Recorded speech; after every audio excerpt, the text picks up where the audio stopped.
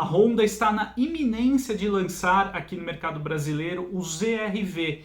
Trata-se aí de um SUV intermediário que será posicionado por aqui entre o HR-V e a nova geração do CR-V, aí o SUV médio propriamente dito da marca japonesa. Então o ZR-V aqui em nosso país será uma opção para quem deseja um modelo mais espaçoso e com porta-malas superior em relação ao HR-V nacional, o atual SUV compacto aí da Honda aqui no país.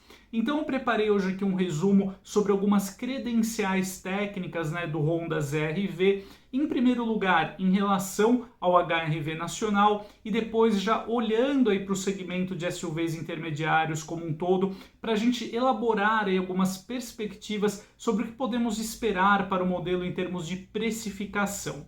Então vamos aos dados e aí depois retornamos aqui para a conclusão.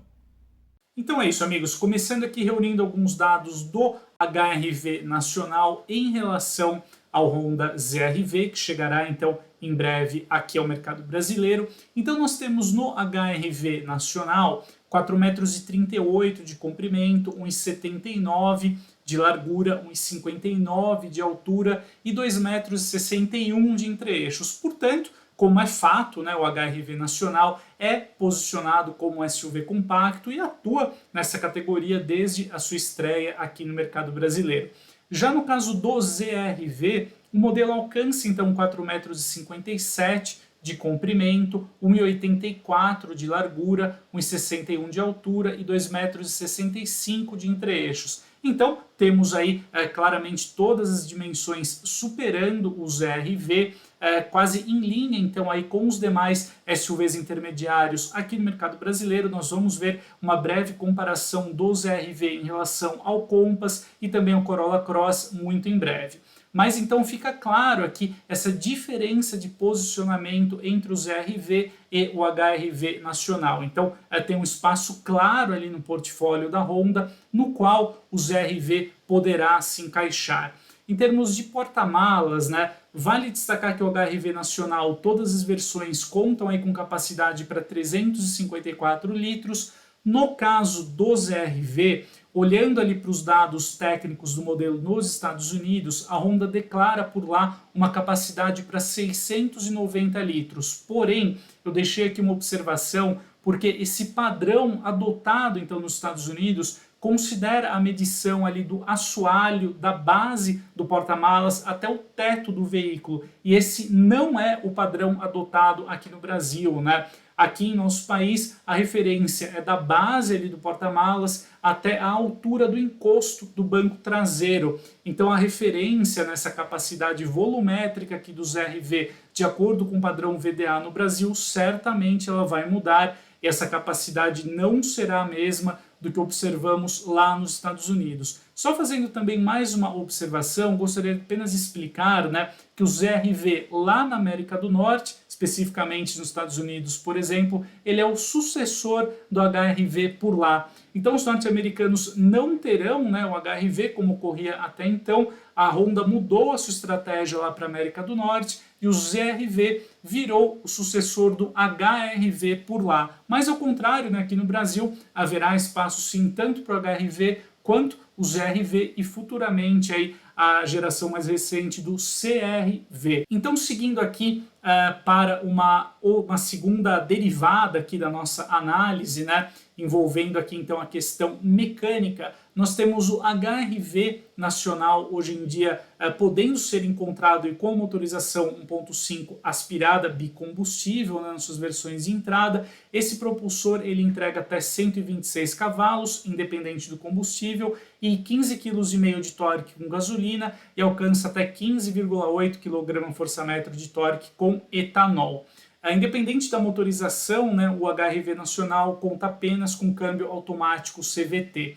Já as duas versões mais caras do HR-V produzido aqui do país, elas contam então com a motorização 1.5 Turbo Flex, nos dois casos aqui com injeção direta, e esse propulsor oferece então até 177 cavalos, tanto com etanol quanto gasolina, e 24,5 kg de torque máximo. Então, olhando ali para o ZR-V produzido no México, né, que chegará aqui ao mercado brasileiro, ele conta então com um motor 2.0 16 válvulas, essa motorização que inclusive chega lá nos Estados Unidos, né? Nos resta saber se ele vai aceitar apenas gasolina por aqui ou a Honda já vai investir, né, na adaptação aí para esse propulsor aceitar também etanol, portanto, tornando-se aí flex. Lá nos Estados Unidos, o ZR-V 2.0 a gasolina, ele entrega o equivalente a 160 cavalos de potência máxima e 19 quilos de torque, né? Esse propulsor trabalha também com câmbio automático CVT. Então, como é possível notar, né, nós temos números aqui de potência e torque inferiores do ZR-V 2.0 em relação ao HR-V 1.5 Turbo Flex, né? Fato que a sobrealimentação favorece muito a questão da potência, em especial aqui do torque máximo, né? Então, é um ponto que também deverá ser levado em conta para o posicionamento de mercado do ZR-V aqui no Brasil. Avançando então aqui, eu gostaria apenas de compartilhar com vocês então a questão dos preços, né, de como está composta hoje em dia a gama HR-V nacional. Então o SUV compacto ele parte de R$ 150.400 na sua configuração de entrada EX Honda Sensing, aí com motorização 1.5 aspirada, ele alcança então aí R$ 194.800 na configuração topo de linha Touring com a motorização 1.5 turbo. Com isso, o HR-V nacional topo de linha já praticamente quase divide mercado ali com alguns SUVs intermediários propriamente ditos, né, uma vez que ele beira aqui os R$ 195.000, né? É fato que o ZR-V não foi lançado aqui no Brasil ainda, então nós não temos os preços oficiais da Honda, ou que a Honda vai praticar, né, para o SUV intermediário por aqui, mas eu achei interessante compartilhar aqui com vocês pelo menos os preços do ZR-V lá nos Estados Unidos, nas suas configurações com tração dianteira, né? Vale destacar que a Honda oferece o ZR-V também com a opção de tração integral lá nos Estados Unidos, né? Até fiz essa ressalva aqui. Bom, então lá na América do Norte, né, o ZR-V parte de $24.100 na versão LX, o que seria o equivalente em uma conversão direta, né, sem levar em conta aí os custos de importação e demais tarifas aí, né, isso resultaria em R$ 120.500, mas apenas convertendo, né, esse valor aqui praticado pela Honda lá nos Estados Unidos. Já a configuração topo de linha do ZR-V por lá é a EXL, que custa R$ 27.650, mais apenas com tração dianteira, né? Isso seria o equivalente hoje em dia a R$ 138.250. Então a gente nota que é possível sim a Honda trabalhar o ZR-V por aqui também em uma faixa de valor ali mais competitiva, né, caso isso esteja nos planos aí da marca japonesa, né. Também uma opção ali, uma alternativa que a Honda poderia considerar, né, seria até importar, investir em alguma versão do ZR-V por aqui com tração integral, que sem dúvida aí seria um grande atributo, um diferencial bem relevante para o SUV intermediário, uma vez que mesmo nessa categoria aqui no Brasil ainda são escassas as opções, né, de SUVs aí nessa faixa de valor, aí na casa dos 150, 200 mil reais, que oferecem aí então o sistema de tração integral. Agora eu gostaria de partir aqui para uma análise, né, em relação do ZR-V com alguns dos seus concorrentes diretos aqui, né, em especial o Compass e o Corolla Cross, que hoje contam com uma procura mais elevada dentro do segmento de SUVs intermediários. Então, como já conferimos, nós temos aqui as principais dimensões do ZR-V.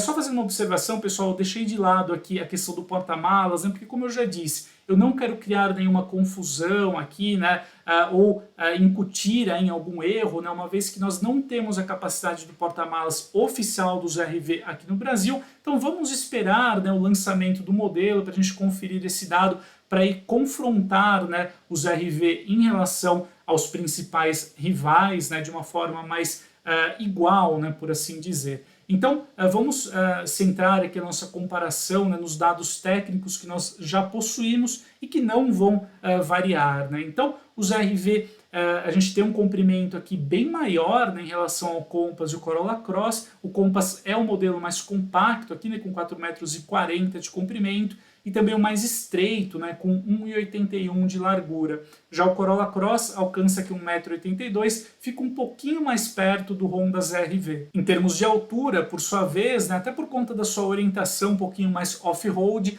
o Compass alcança então aqui 1,63 m, superando tanto o ZR-V quanto o Corolla Cross. Em termos de entre-eixos, né, o ZR-V também supera aqui os seus rivais diretos, né? O Corolla Cross quase se aproxima aqui do Honda, mas a gente já confere ali, né, pelo que a própria Honda cita no seu material de lançamento do ZR-V, nos mercados onde ele já foi apresentado, e também algumas críticas aí da imprensa especializada. De fato, o pessoal destaca, né, que o ZR-V conta com um habitáculo amplo, confortável e também um bom porta-malas, então certamente nós vamos encontrar esses atributos aqui no modelo da Honda.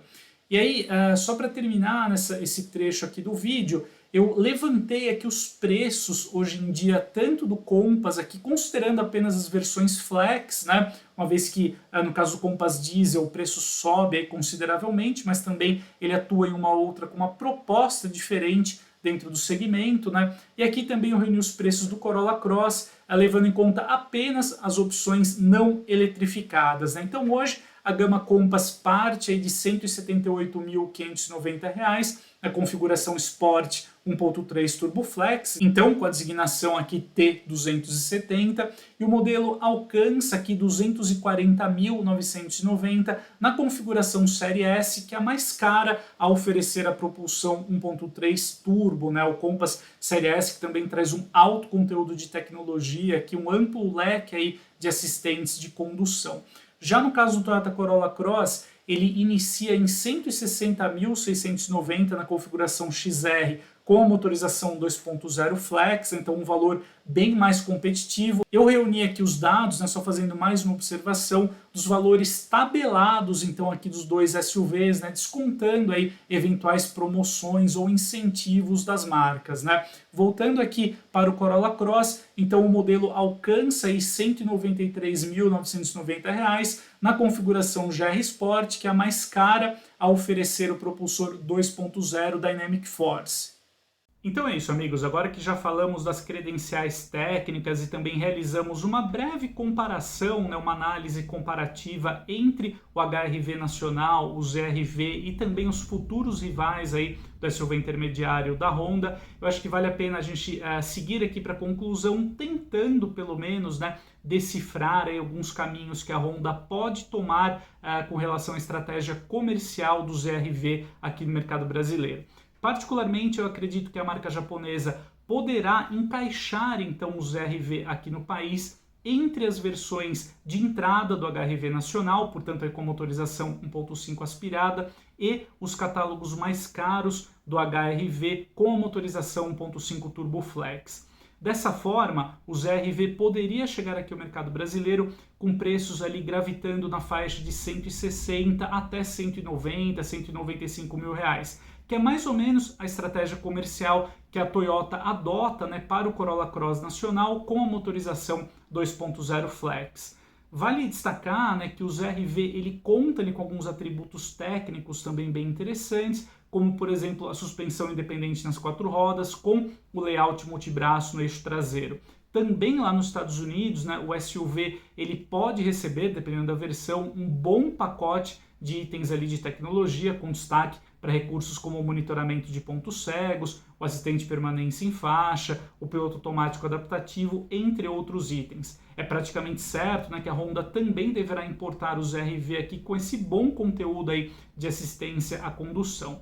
É fato, né, que a categoria de SUVs intermediários registra uma ótima aceitação aqui no mercado brasileiro, como a gente nota em produtos como, por exemplo, o Jeep Compass e o Toyota Corolla Cross. Porém, a Honda terá que ser mais agressiva na precificação caso ela queira obter um sucesso comercial, ali um volume de vendas superior para o ZR-V aqui em nosso país. Então nos resta aguardar, né, para saber, conferir então na época do lançamento qual será a estratégia definitiva aí desenhada pela Honda para o ZR-V aqui no mercado brasileiro, mas é fato que a estreia do produto aqui em nosso país deverá ocorrer muito em breve, uma vez que unidades dos RV já foram flagradas por aqui e o modelo também está chegando lá na Argentina, também importado do México. Então a estreia deverá ocorrer logo nos próximos meses, talvez até nas próximas semanas, né? Então para quem está pesquisando um SUV intermediário, está em dúvida ali entre modelos como o Jeep Compass, o Toyota Corolla Cross, até mesmo o Volkswagen Taos, eu acredito que vale a pena sim aguardar a estreia definitiva aí do Honda ZR-V nos próximos meses, porque aí sim teremos um bom produto entrando na categoria e talvez de uma forma até mais competitiva. Então é isso, amigos, esse é o recado que eu gostaria de compartilhar hoje aqui com vocês. A gente se vê em breve e até mais!